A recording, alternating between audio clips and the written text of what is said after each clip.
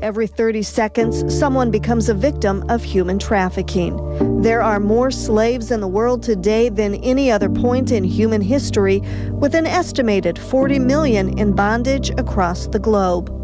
Coming up next on South Dakota Focus, we are talking about human trafficking and what we are seeing right here in South Dakota, with 22 cases reported just last year. That's human trafficking on tonight's South Dakota Focus. Welcome to South Dakota Focus. I'm Stephanie Rissler. Tonight we are talking about human trafficking.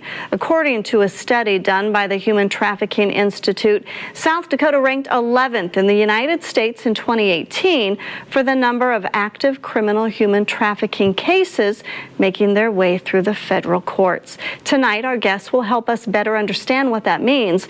Throughout the hour, you can also send us your own questions by text or email. Our phone number to send a text is 956-7372.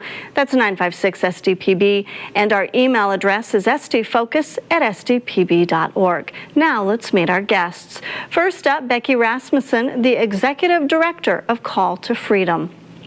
Also here, Lisa Heth, Executive Director of the Pathfinder Center located in Chamberlain. Next, welcome United States Attorney for South Dakota, Ron Parsons. Thank you all for being with us tonight. We've got a lot to talk about. We've got some guests that will join us out in Rapid City in just a little bit. U.S. Attorney Parson, I'm going to talk with you. Let's talk about the definition of human trafficking. And I know there's many versions of it, but when you look at it from your standpoint, how do you define it? Well, human trafficking is generally a crime that involves exploiting a person for labor or commercial sex. Federal law defines it in two ways. Sex trafficking is where a commercial sex act is induced by force, fraud, or coercion, or where the person is under 18. If someone's a minor, you don't even need force, fraud, or coercion. Labor trafficking is the recruitment or harboring or transportation or provision or obtaining of a person through force, fraud, or coercion to perform services, labor services that basically amount to involuntary servitude, debt servitude, and in some cases even slavery. So as our, South Dakota's U.S. Attorney, what is your role in fighting this? Well, my role is as the Chief Federal Prosecutor, Chief Federal Law Enforcement Officer in the District of South Dakota, is to coordinate all federal investigations and prosecutions of trafficking, sex trafficking or labor trafficking that occur in our state. We work with federal agencies, we work very closely with state and local agencies, and we work with groups focused on trafficking like Call to Freedom. And we seek to develop cases, prosecute them, help victims, and then get the best sentences we can against these terrible criminals who commit these crimes. Okay. We'll dive into all of this as we move through the hour. Becky, welcome back, representing Call to Freedom.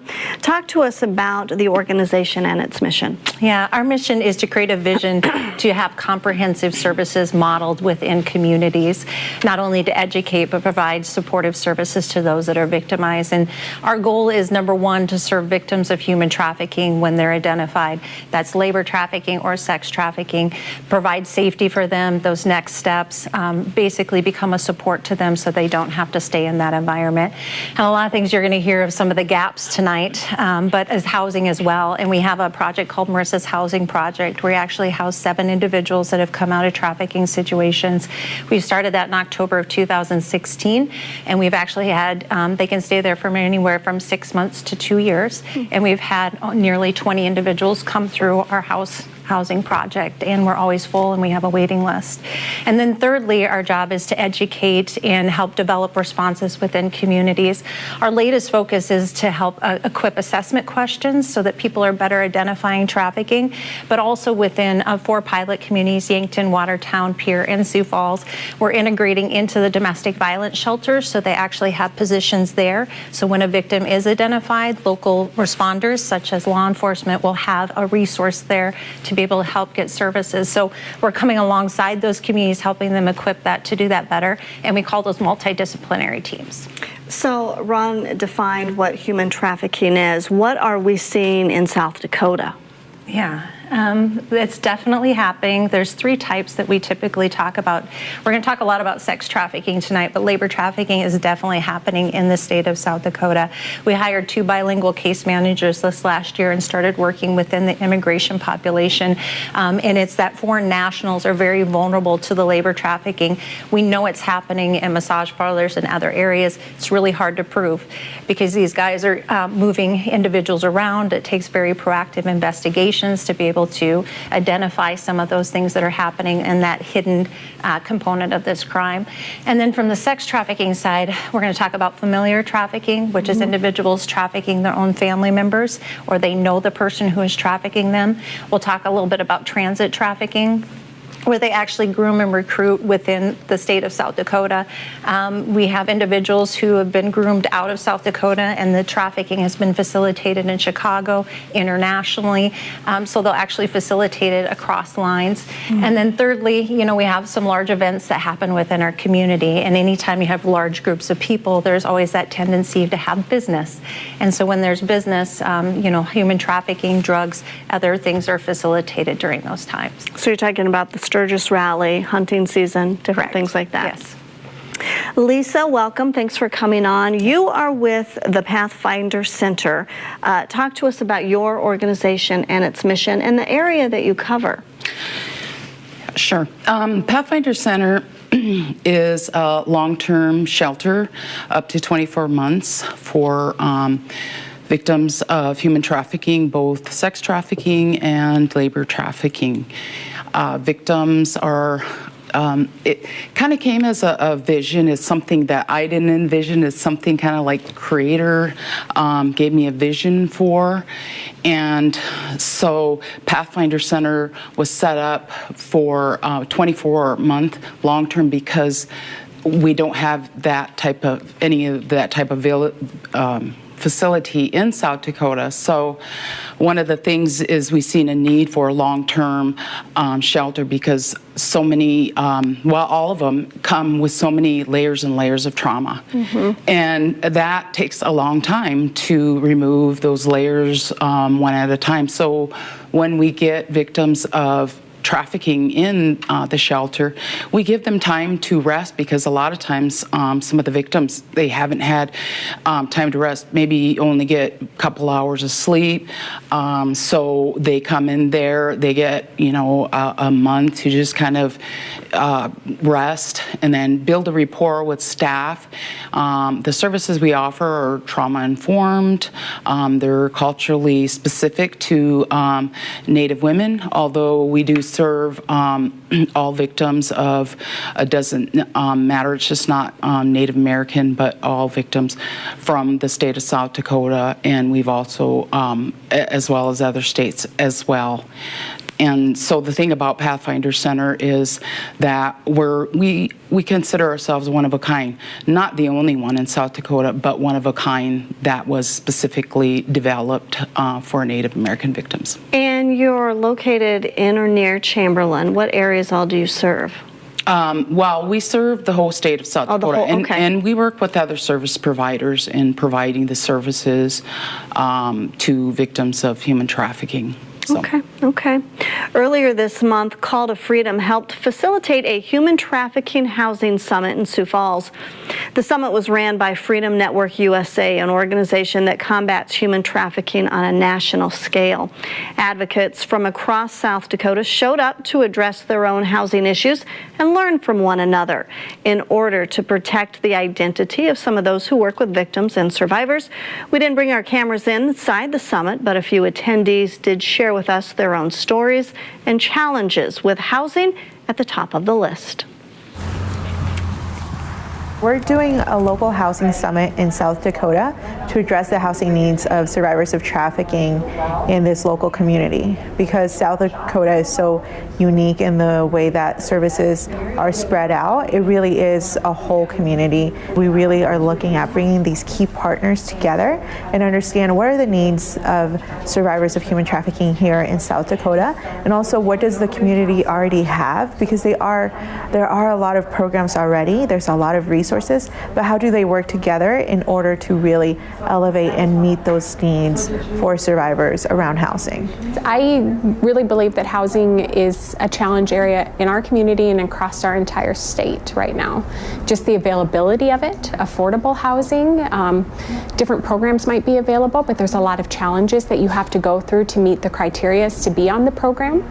So that's why we're here today, is to really learn what some of the barriers are that trafficking victims face when they're trying to find permanent housing or even emergency housing to get into a domestic violence program, and how we can embrace them in those moments and help them start their journey.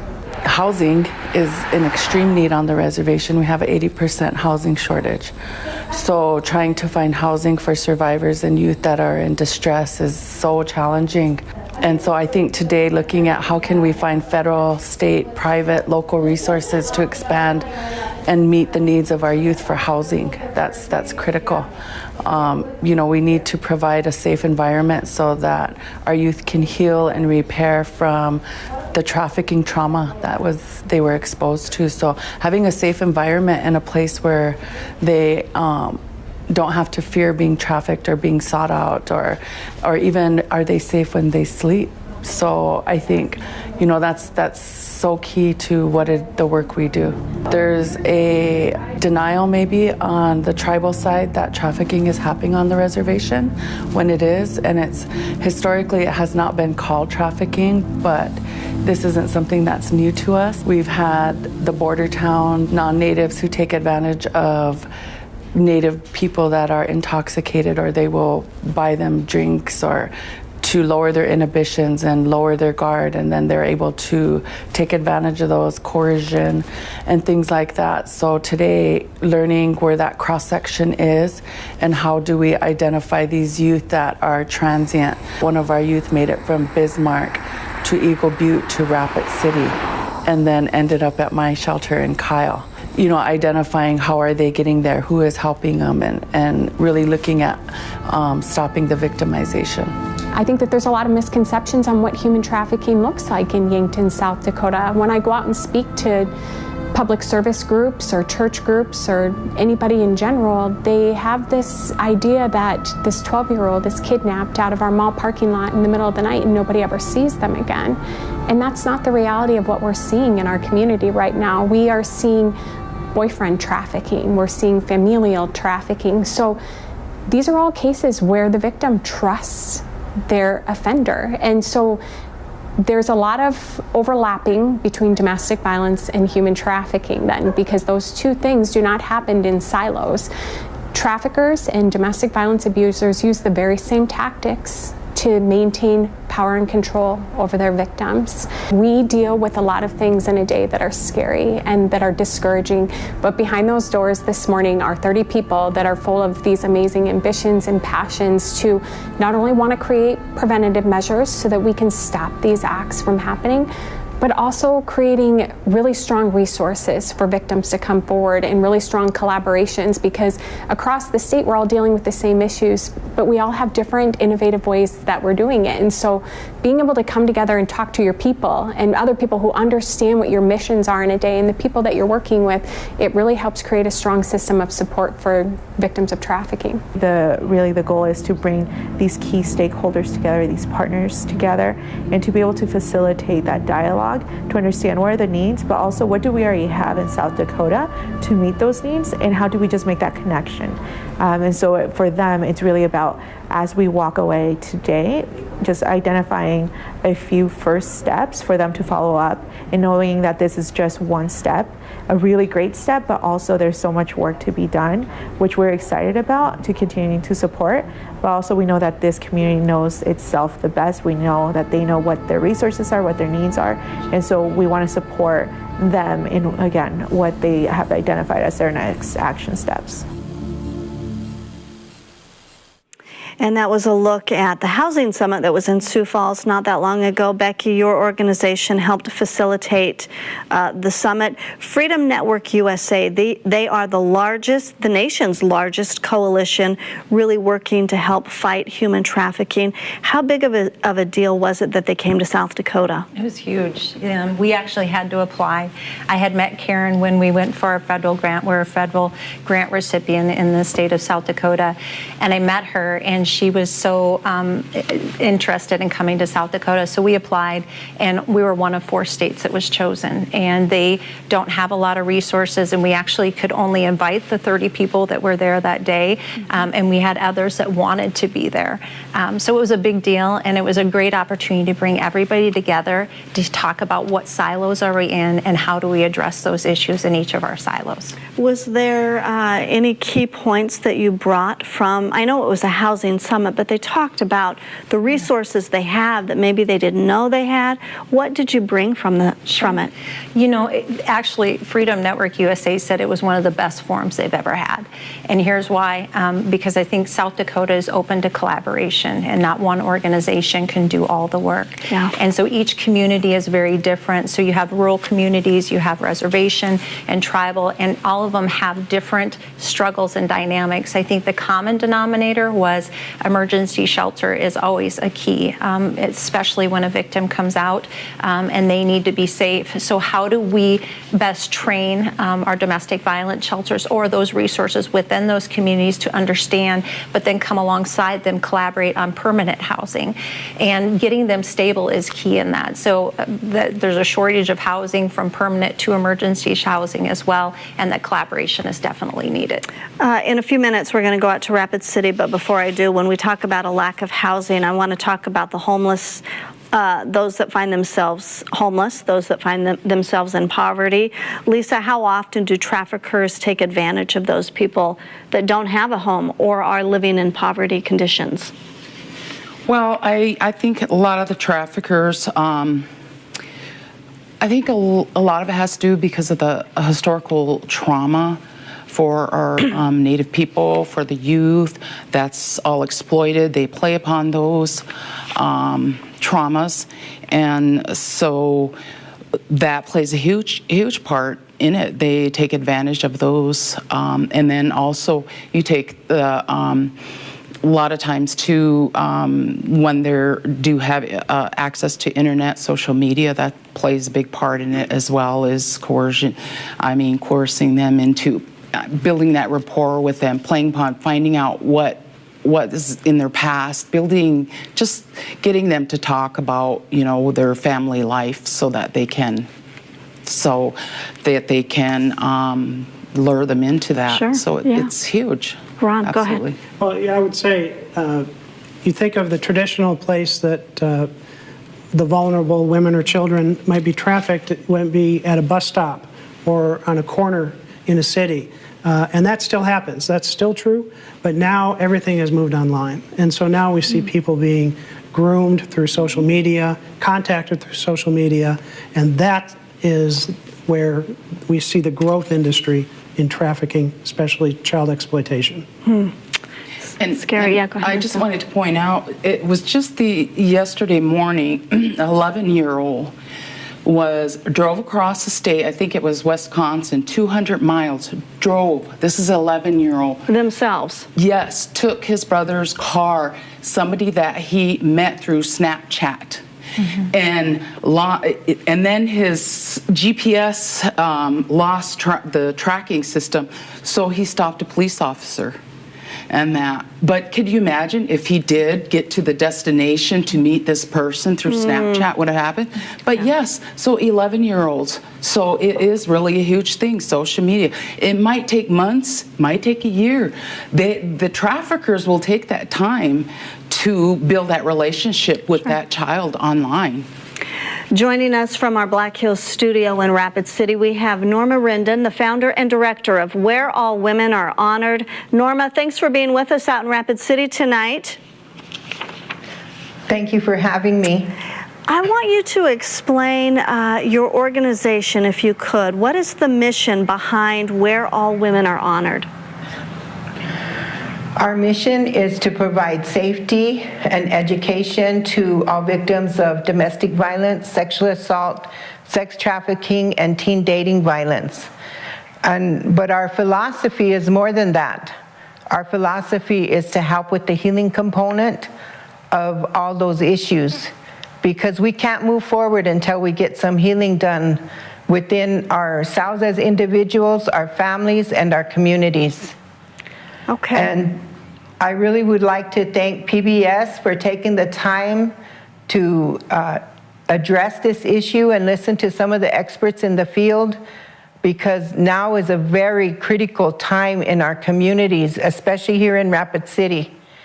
We have oil pipeline coming through, and we have, it's just going to impact our communities tragically. Norma, do you think it's going to get worse with the construction of that pipeline?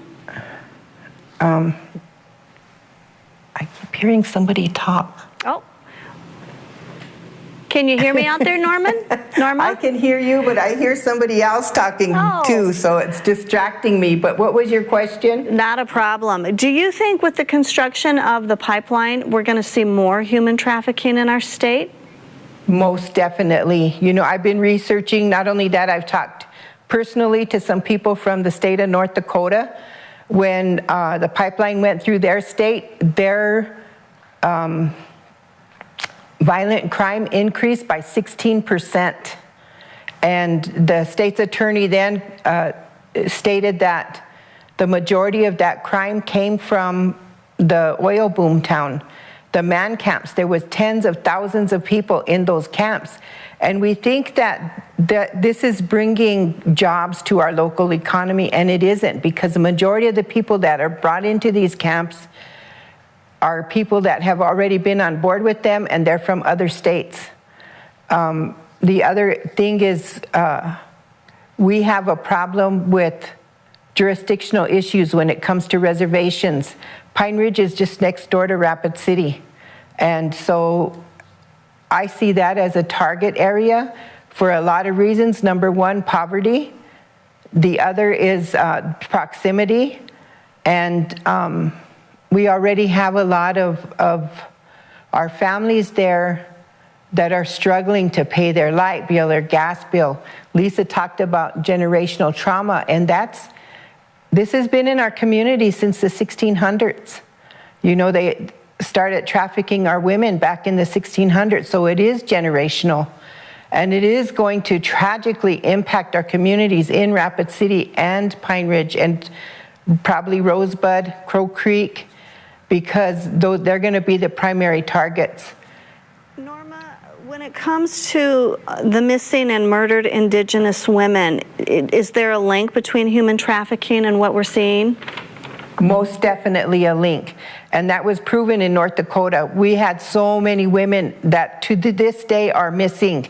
So the KXL pipeline's pretty much through North Dakota already, but the impact is still there.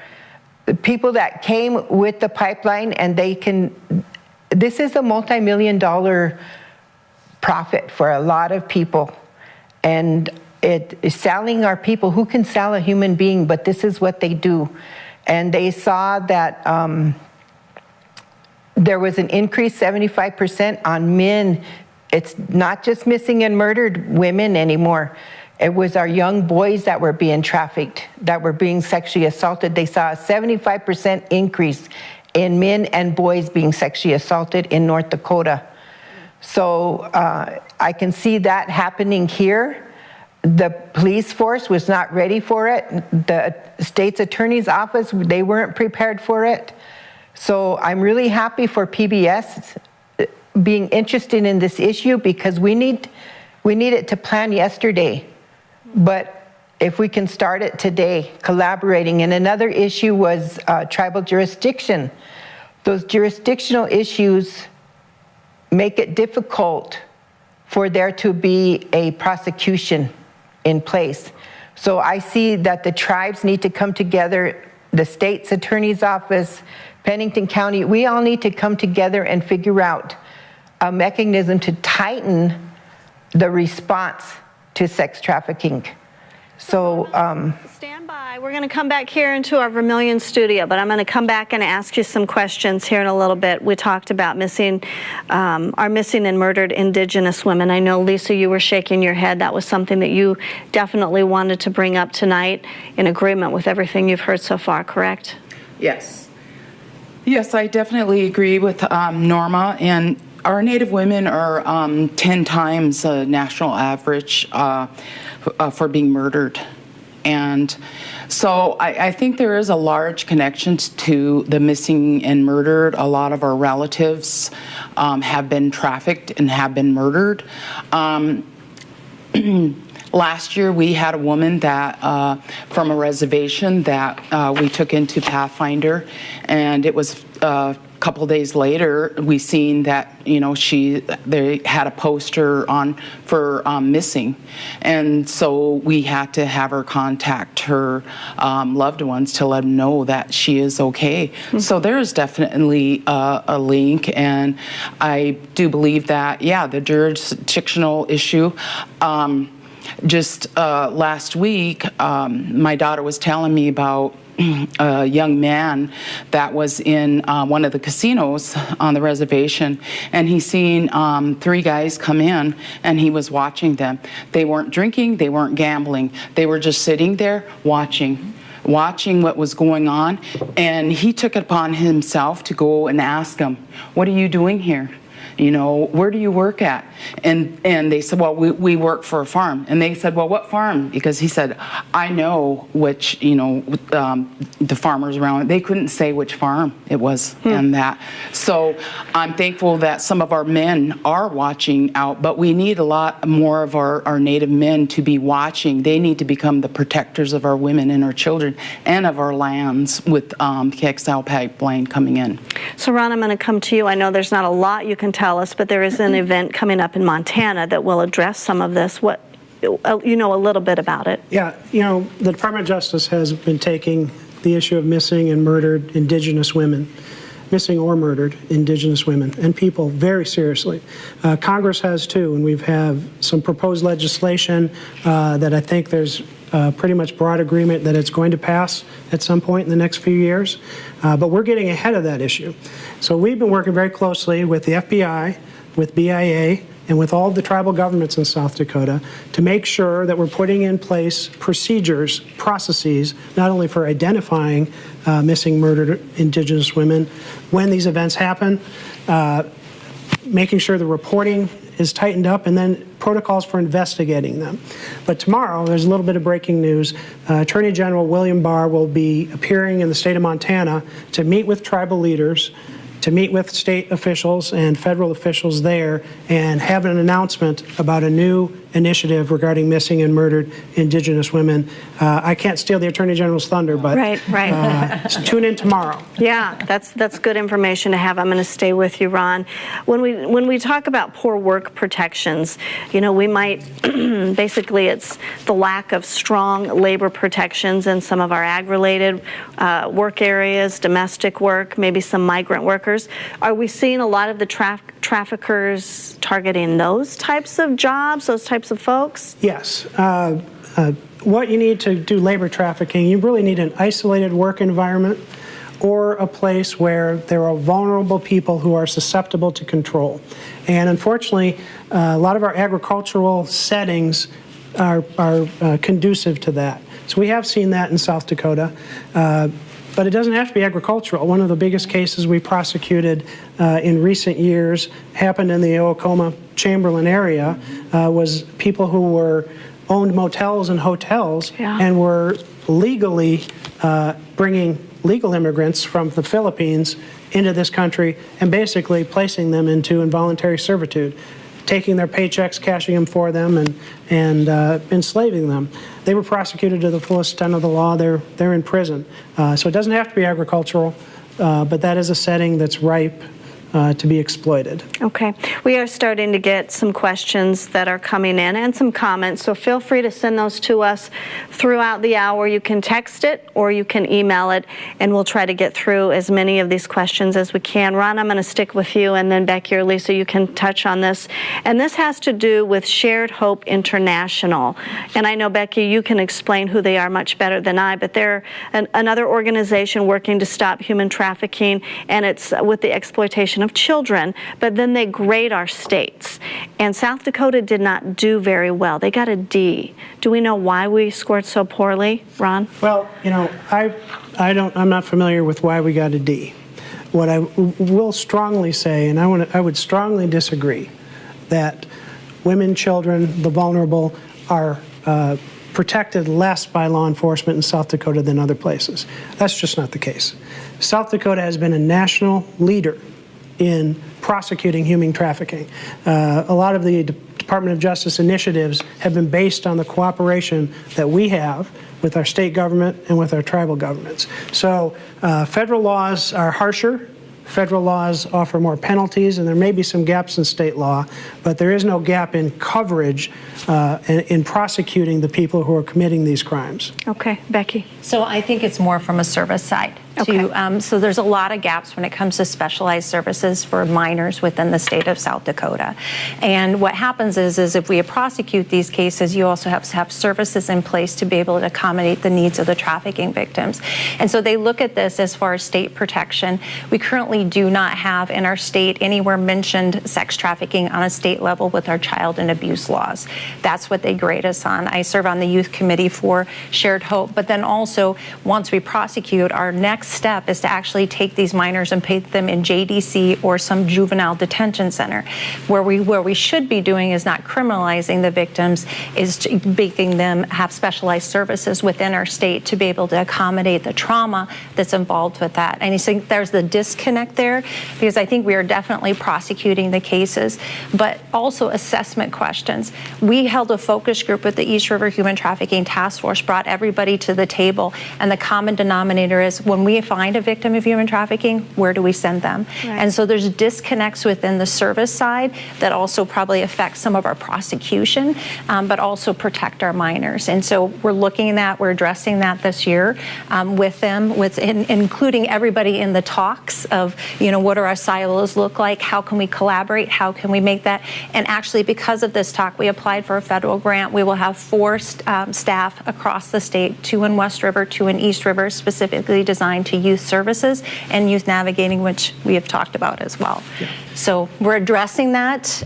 It's just we have to have that sustainability in place in order to holistically find the whole picture for minors in the state. Okay. We were happy, of course, to support Call to Freedom in getting that grant. One of the things you hear is a lot of times in law enforcement is stay in your lane. And we try to stay in the lane of prosecuting people. And we're glad that other people are filling the gaps in other areas. But I do want to say, the FBI put the statistic out just a little while ago, I think. There have been 10 life sentences awarded to human traffickers nationwide in the past however many years. 8 of those were in South Dakota. Okay. So our prosecutors and our judges and our police officers, they're doing their jobs. Very good. Norma Rendon with Where All Women Are Honored. I want to thank you for taking the time and joining us from our Black Hills studio out in Rapid City. The path from victim to survivor can be a long road for those impacted by human trafficking. Last week, I had the opportunity to visit with a survivor who was sex trafficked by her mother starting at a very young age. Today, Caroline is an adult, and she does share part of her story. However, her identity is something she keeps private as she continues to heal. Here's part of our conversation.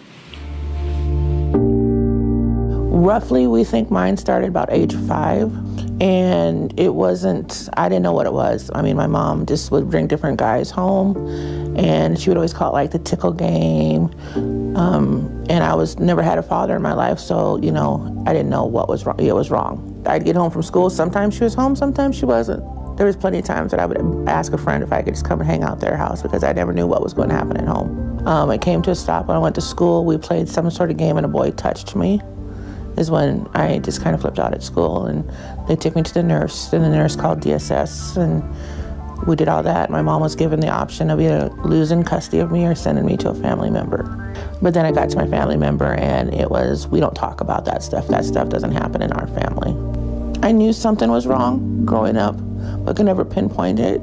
And when I was put up for adoption, where I had to go to court and testify against my mother, they were like, everybody thought it was rape back then.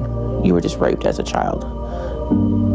Several guys, and it was never identified as my mother was trafficking me out to different guys. Back then it was known as rape, so they put me in rape counseling and that did nothing for me. But we don't know how many memories there are. It's just like peeling an onion. Each time you peel an onion, it's a different layer of something. And it takes a while, because with me it takes a while to get through the first memory, because you got to heal the first memory completely before the next memory can come out. Because if you bring them out too many at one time, you can go right back down into a hole and just, there could be suicidal thoughts. There could be thoughts of going back, going out and pimping out yourself because that was the way you were brought up. It's just different layers of trauma that you have to live through and work through with counselors, and have the right counselor that knows how to go through that with you. So as you grow up and, going through a marriage, having kids, I couldn't trust my husband. I didn't know, I never trusted a guy. I still don't trust guys very far, or other females, because I've been hurt so many times by people. When I started working through my problems, and when I went back to school at an older age, and I started doing research on human trafficking and finding out how many kids out there are actually suffering and nobody's doing anything about it. Why should a kid have to suffer or go through being pimped out or sold or just chained to a bed? I mean, it is just, or sold for a cup of sugar or a pack of beer. Our society needs to wake up and take notice. They just don't want to know what's going on at their neighbor's house, or, because we are small town USA. You would be like, oh, that happens other places. That doesn't happen here.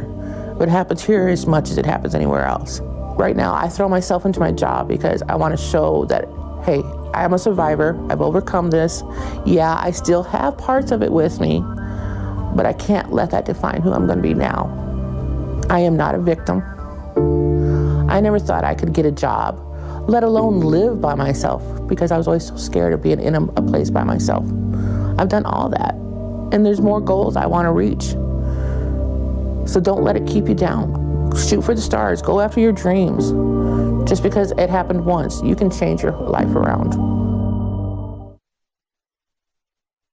Special thanks to Caroline for telling her story. Becky, thanks for connecting with us. When we talk about familiar trafficking, which she explained in the piece, how often do we see this? It's more common than we identify, and here's why. I'll give you an example. We equip domestic violence shelters to ask questions. Young girl in her 20s walks through our doors. Domestic violence shelter asked her 3 questions. She answered yes to the 3 questions. They said, have you ever heard of Call to Freedom? She was trafficked by her dad. She was introduced to pornography at age 3. At age 3, she was introduced to alcohol to make her an addict. He was grooming her. And from 3 to 7, he sexually abused her. From 7 to 18, he sold her. So for her, this young girl, and Caroline's story, which I'm so proud of her, they don't know any different. They are taught by the person that they trust the most, that is supposed to take care of them, that this is a way of life. This is normal. So when they get out, they don't know what normal is until somebody helps them self-disclose. We had an individual who was a 61-year-old man. At 61, he was disclosed because he asked the 3 questions that he was familiar trafficked by his father. But all of his life, he didn't know what it was. And so familiar trafficking is one of those things that's very hard to identify, and I'm sure we'll talk about that on the reservations as well. But it's something that most victims never identify themselves because they're trained by this or groomed by the people that they trust the most. So it's one of those hidden crimes that we have to learn how to identify it, ask the questions, and help them disclose because they don't disclose for themselves. So Ron, one of the questions I wanted to hit on, we talked about prosecuting those traffickers. What about those people that are buying? Yeah, this is another area in which the District of South Dakota actually has been a national leader.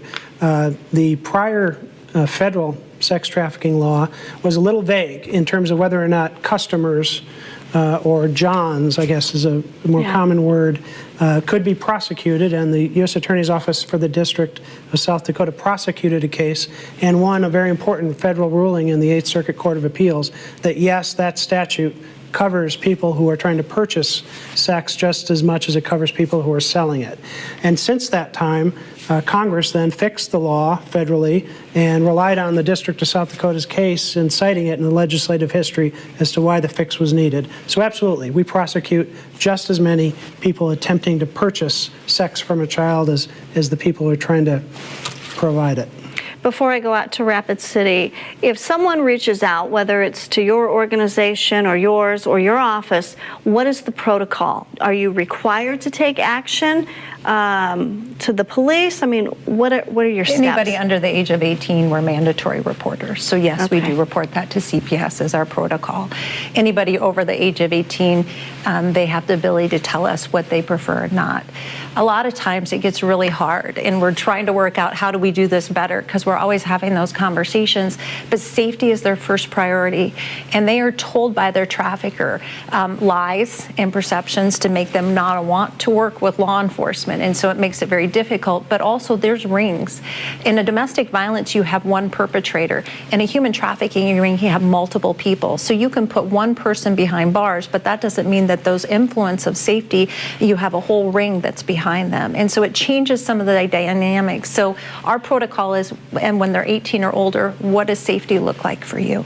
And sometimes that means that we work with them to get them out of state, but we'll work with some of the entities in state to make sure whatever safety looks like, communicate between if that's what they choose. And some don't choose that. And so we are there just to make sure that they get out of that situation, that they're safe, and they have every opportunity to live life again and not be a victim of trafficking any longer. Okay, so Lisa, kind of the same protocol. If they're a child, you're required to. Otherwise, it's fine making sure they're safe. Yep, we're mandated reporters, but as Becky said, we offer them options. The thing we worry about is, finding them safety if they're in a safe place, or referring them to a safe place, depending on, like, say if it was somebody calling from Sioux Falls, we'd give them the number or call of freedom.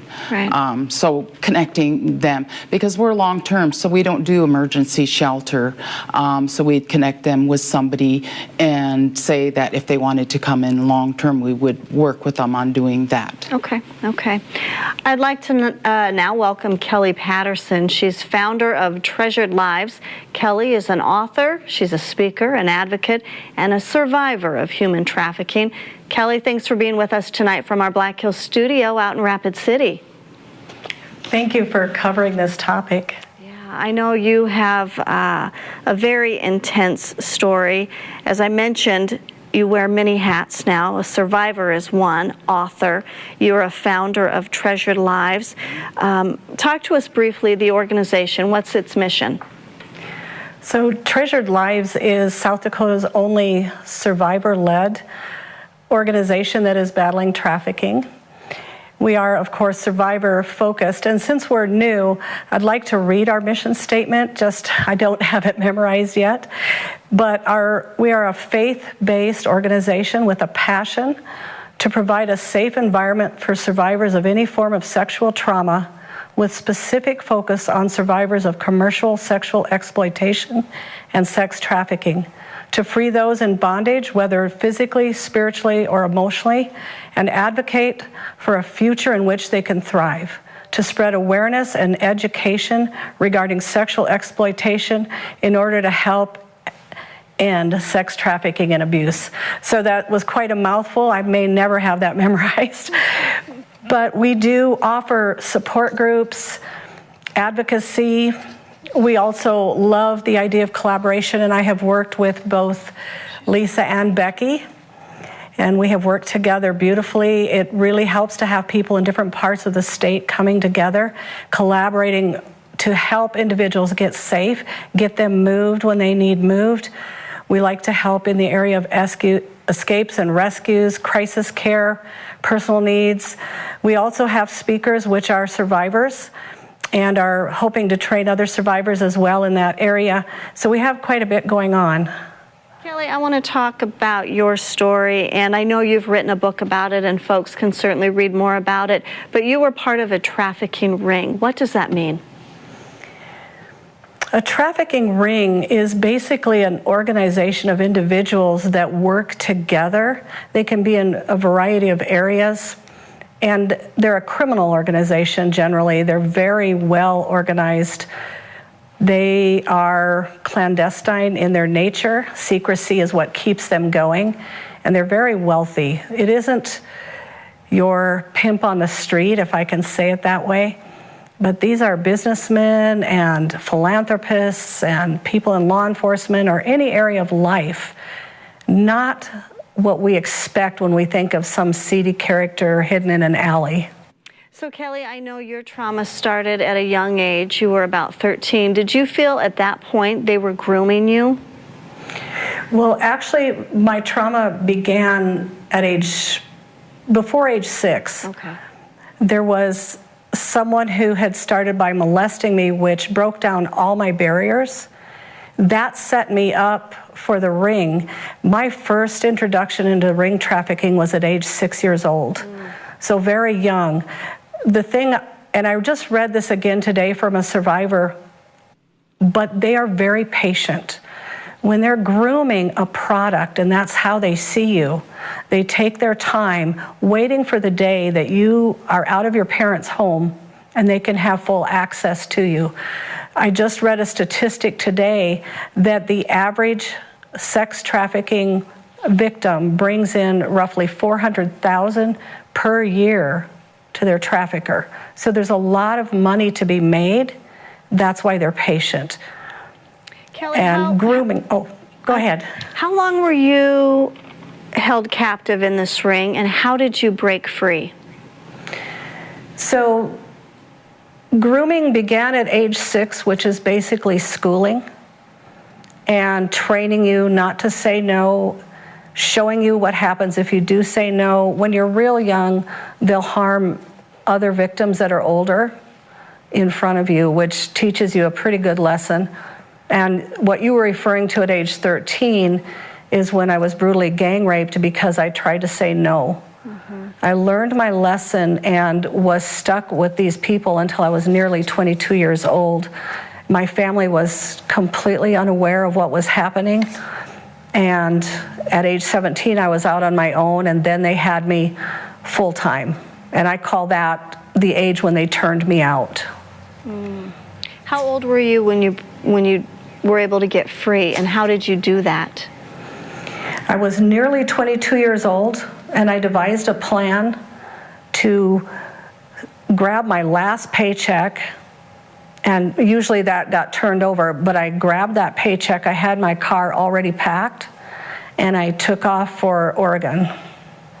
Okay, and you, from that point on, you never turned back? I didn't. I had some trouble in Oregon when I first got there, but I met some people who took me under their wing and kept me safe, and I had an encounter with faith that really changed my way of looking at things, and I finally got free. I had attempted many times before that, however. Stand by, Kelly. We're going to come back here to Vermilion, and I'm going to visit with you one last time before we go. Okay. Becky, there was a question that came in. What are the 3 questions we should ask a person to screen them for familiar trafficking? So do you have control of your possessions? A lot of time on labor trafficking, they will hold their identification. They also do that on sex trafficking. Have you been sold for sex? If they say yes, did you keep the money? Can you freely come and go as you choose? So any way that we can continue and to talk about force, fraud, or coercion, those type of questions. So we have a 35-page questionnaire that is developed from a national organization. So when we go in and train, we leave that with the service provider because every service is different.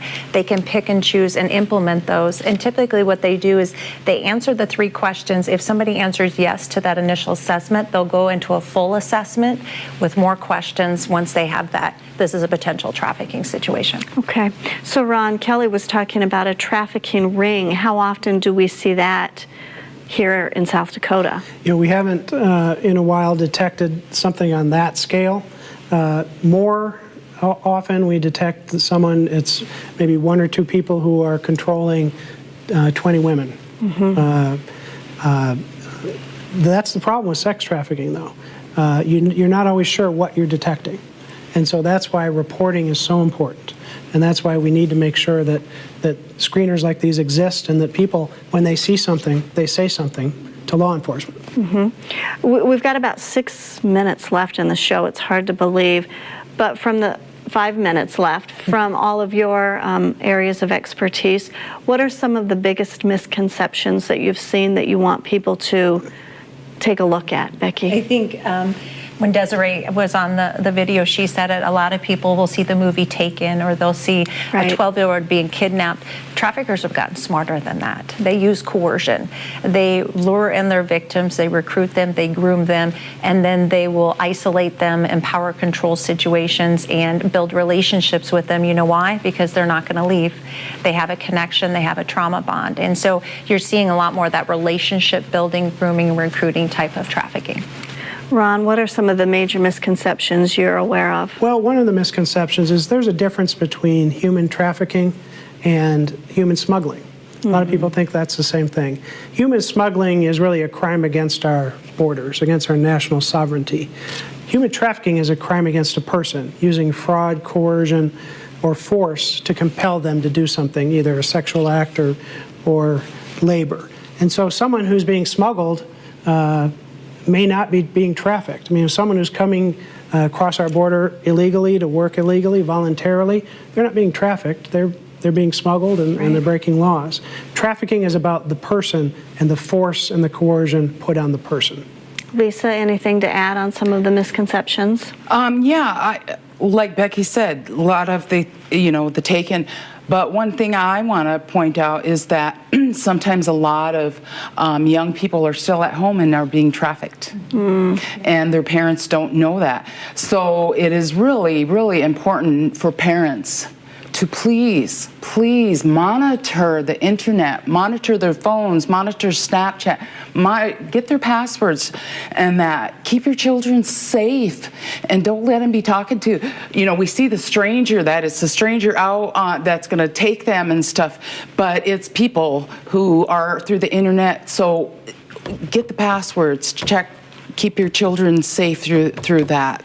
So a lot of times these children are still at home that are being trafficked. I want to get some last words of advice. Kelly, I'm going to come to you real quick. Anybody watching, maybe they are a victim. What is your best words of advice to get out? Find help. There's always hope, and you've already survived the unsurvivable. Only 1% approximately make it out. And if you're alive and you're listening, you've got what it takes. Find somebody, tell somebody, and keep telling until you get free. Never give up. All right. And if folks do want to read your book, it's available, correct? Yes, on Amazon. What's the name of it? From Trafficked to Treasured. All right. Very good. I'm going to come back in here. Best advice, Ron, let's start with you. You have to prosecute these. What would you tell folks watching if they fear someone is going through it or they're going through it themselves? You just have to say something. You have to report it. Call 911. Fortunately, in South Dakota, our law enforcement officers, our first responders are aware of this issue. They're trained on it. And so report it. Contact Call to Freedom. Contact Pathfinders. Tell somebody. But I have to underscore what you said, too. You have to watch your children. Yeah. I mean, we just have to watch our children, and not just because of trafficking, because of illegal drugs and all these other reasons. But we have to be aware fully of what our kids are doing. So, Becky, I'll come to you. Some folks might be scared too. They might fear they're going to be prosecuted. They've done something wrong. And that's how traffickers utilize them. They will say, if you tell, you're going to get in trouble.